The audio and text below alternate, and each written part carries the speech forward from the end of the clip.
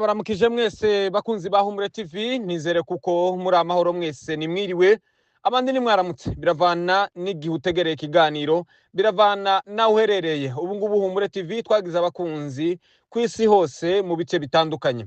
Reka mbahe kaze mu makuru rero ya nimugoroba, aho tugiye kurebera hamwe cyane cyane turaza kwibanda iwacu muri Nord Kivu na Sud Kivu, tubabwire uko byifashe hirya no hino.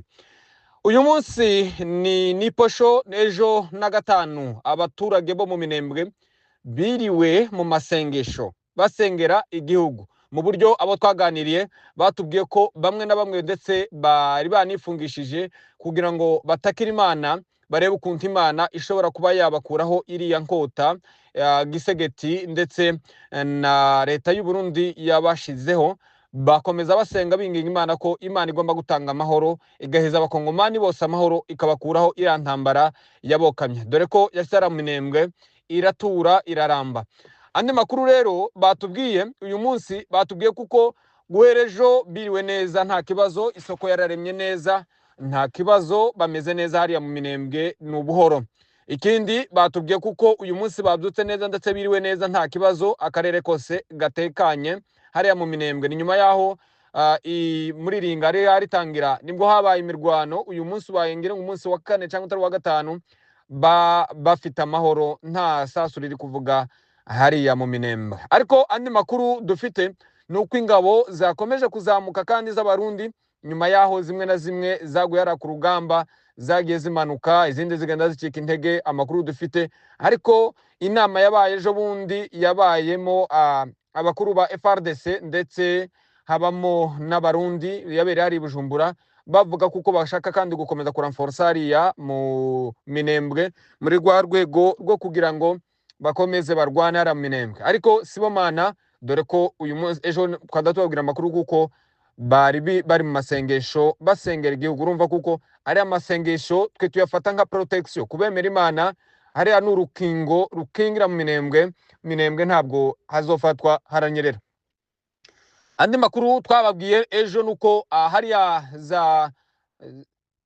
za Mikenke niho hari habashe kubaho imigambi mibi kandi ya FRDC, batera hariya mu Mikenke, batera bakoresheje drone, ariko ntacyo yigeze yangiriza irasa abantu, ukweko yangirije gusa ihanahamura abantu, ariko nta muntu wasizeho ubuzima, ni amahoro, bameze neza nabo. Uyu munsi twaganiriye batubwira kuko ari amahoro. Aha za Mitamba naho twaganiriye batubwira kuko nta ntambara yahabaye, kubo twaganiriye batubwira kuko nta ntambara yabaye, nabo ni amahoro, bagize kabiri nta mirwano ihari. Imirwano heruka ejo bundi niho yabereye mu ijoro, ariko guhera ejo n'uyu munsi ni amahoro, biriwe neza. Andi makuru hano rero tugarutse hano za Gahororo kuri Mugono, habereye naho amasengesho, bagiye batwohereza amavideo basengera n'abigihugu, biriwe nabo mu masengesho basengera n'abigihugu. Urumva kuko gahunda yari imwe y'abaturage bose bahariya iwacu, ndavuga muri Sud Kivu, basengera iwacu binginga Imana kugira ngo Imana ikure intambara. Barashaka amahoro, imurenge hagomba gutahwa, niyo abanzi cyangwa se abagizi ba nabi batemera ko abantu bashobora kuba babona amahoro. Ariko muri kariya gace ka Rurambo ni amahoro, naho biriwe neza. Twari tubabwiye kuko nabo biriwe mu masengesho basengera nabo igihugu. Ibintu byifashe neza, muhumure, biri kugenda bizanamo umuco. Hanyuma andi makuru za Plaine naho ameze neza. Andi makuru atandukanye cyangwa se amakuru yo hirya no hino turaza kwegezwaho na Freddy. Freddy, ijambo ni ryawe. Murakoze cyane bwana Byayesu. Nanone ku makuru akomeje kuvugwa hariya mu misozi miremire y'umurenge, reka tugende turebera hamwe amakuru yo hirya no hino ku isi, uko umutekano wifashe ndetse n'ibikomeje kuvugwa mu bice bitandukanye by'isi. Reka duhere muri Kivu y'Amajyaruguru, aho amakuru twakiriye cyangwa se twamenyana kuri Humure TV avuga ko hari umudepite witwa Willy Mishiki wabashije gufungwa kubera ko yemeye ko ibitero byagabwe ku itariki ya 11 ku kwezi kwa gatatu mu mujyi wa Goma bikica umukozi wa UNICEF byagabwe n'ingabo za FARDC ku bufatanye n'uyu mutwe wa Wazalendo.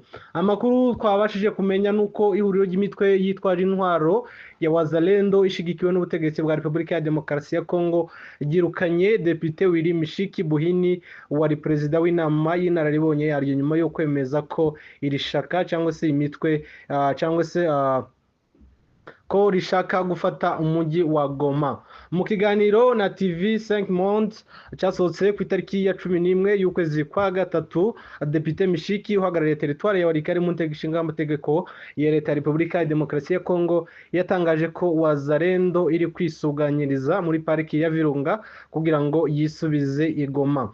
Uyu mudepite rero yemeye ko iki gitero ca drone cagabwe mu mujyi wa Goma mu rukerago ku itariki 11 z'ukwezi ka gatatu kigapfiramo abasivile batatu barimo n'umufaransakazi Karen Busset wakoreraga ishami ry'umuryango w'abibumbye ryita ku bana UNICEF ryagabwe na Wazalendo. Depite Mushiki yagize ati turi kwisuganyiriza muri pariki ya Virunga kugira ngo twisubize umujyi wa Goma. Ubu turi muri Nyiragongo milimetero bike uvuye mu mujyi wa Goma, niyo mpamvu yakiriya gitero. Ku itariki 13 umuhuzabikorwa wa CNVDP Wazalendo yatangaje ko Willy Mishiki yasutse amavuta mu muriro ubwo yatangazaga aya magambo agaragaza uruhare rwa leta ya Repubulika ya Demokarasi ya Kongo muri iki gitero, kandi ko ntawe yabashije kugisha inama mu bagize inzego z'umuyobozi ziri huriro rya Wazalendo. CNVDP Wazalendo yagaragaje ko kubera amagambo akomeye yatangajwe na Depite Mishiki atakiri perezida w'inama y'inararibonye yayo, kandi ko yanambuwe ubunyamuryango ayimusimbuza witwa Katulanya Jacques.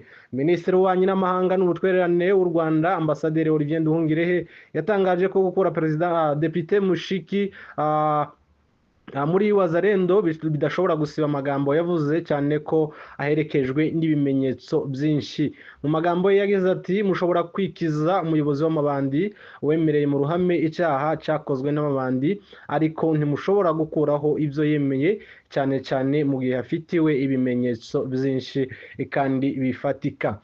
Leta y'Ubufaransa yatangaje ko igiye gukora iperereza kuri iki gitero cyatwaye ubuzima bw'umufaransa kazi. Ihuriro rya AFC M23 ryo ryemeza ko iki gitero cagabwe n'ingabo za leta ya Repubulika ya Demokarasi ya Kongo, kandi ko cyari kigamije kwica Joseph Kabila n'abandi bayobozi baryo barimo Colonel Nanga, Bertrand Bisimwa ndetse na Freddy Kanyike ndetse na Major Sultan Makenga.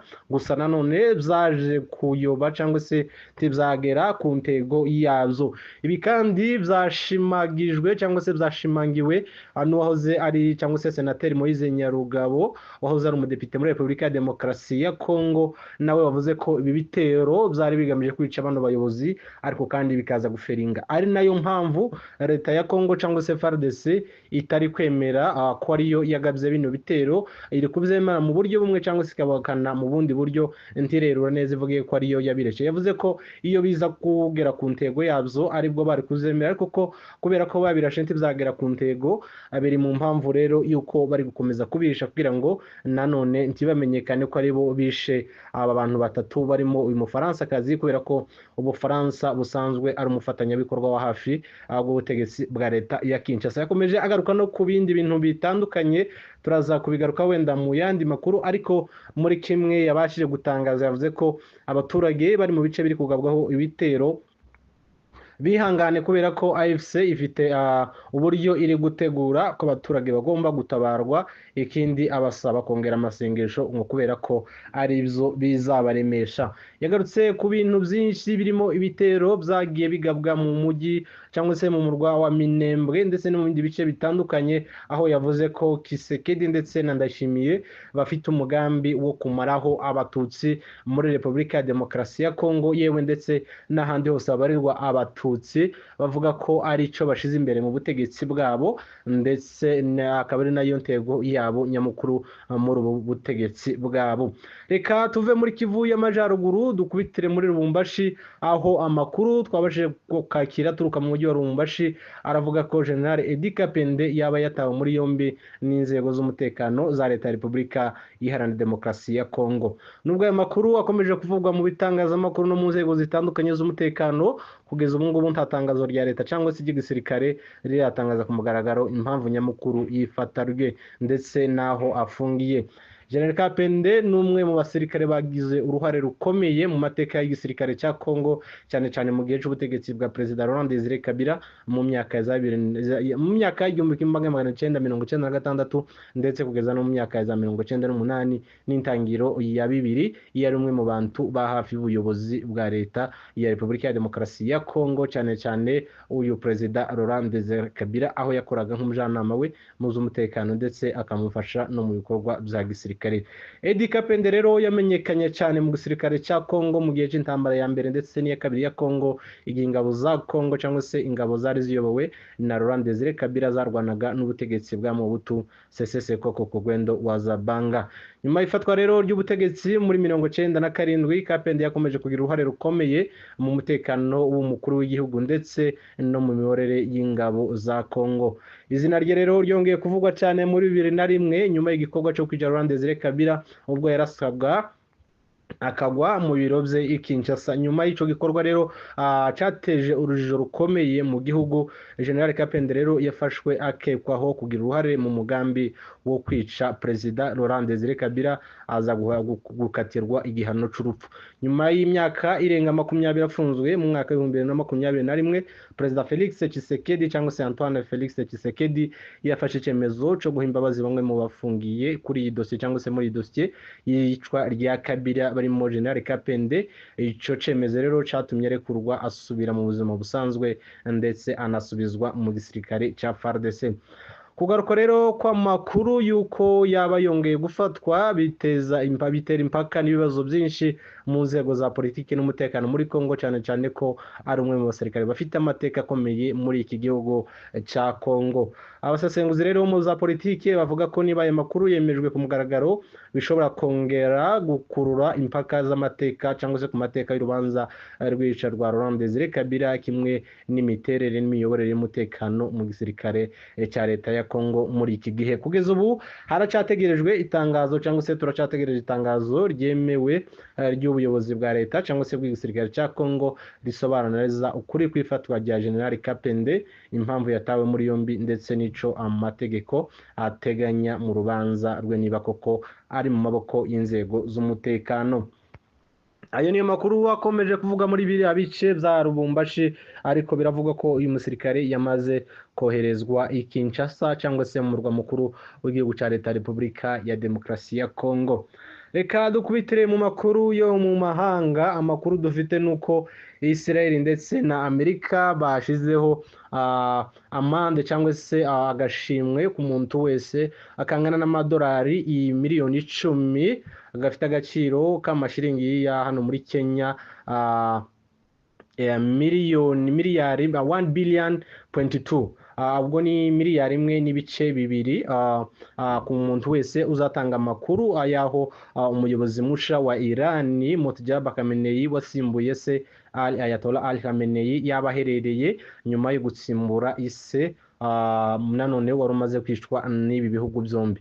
Kuri ubu rero Amerika ndetse na Israel byatanze amande ku muntu wese uzabasha guta muri yombi cyangwa se gutanga amakuru yaho uyu muyobozi yabaherereye, ngo kubera ko bashaka kumwivugana. Ni nyuma y'ijambo yavuze ku munsi wo kuwa kane mu ijambo rye rya mbere, ubwo nyuma yo guhabwa inshingano n'iryo jambo rya mbere yavuze ko biteguye intambara kandi badateze gucika intege, kandi ko bazakomeza kurasa aho ibitero byose bizaturuka, haba mu bihugu by'Abarabu ndetse n'ahandi hose Amerika izagerageza kwifashisha, aho hose bazaharasa ibitero. Ndetse yanavuze ko umuhora wa Hormuz udateze gufungurwa mu gihe cyose ibitero bitarahagarara kuri Amerika ndetse bitarahagarara kuri Iran ndetse no mu bindi bihugu bishigikiye Iran. Ndetse yanavuze ko Amerika izabona ishyano kandi ko izariha ibitero byose ndetse n'izo yangirije hariya muri Iran, cyane cyane mu murwa w'iki gihugu mukuru ari wo Tehran hariya mu gihugu cya Iran. Uko niko bimeze hariya. Nanone imirwano irakomeje muri bya bihugu byombi, aho ibitero bigenda bigabwa mu bice bitandukanye by'isi. Kugeza kuri ubu ngubu Amerika yavuze ko igiye kohereza abasirikare barwanira ku butaka kugira ngo nanone bakomeze baje guhangana na biriya bihugu bya kiriya gihugu cya Iran. Ariko nanone amakuru akavuga ko bamwe mu banyapolitike bo muri Amerika badashigikiye na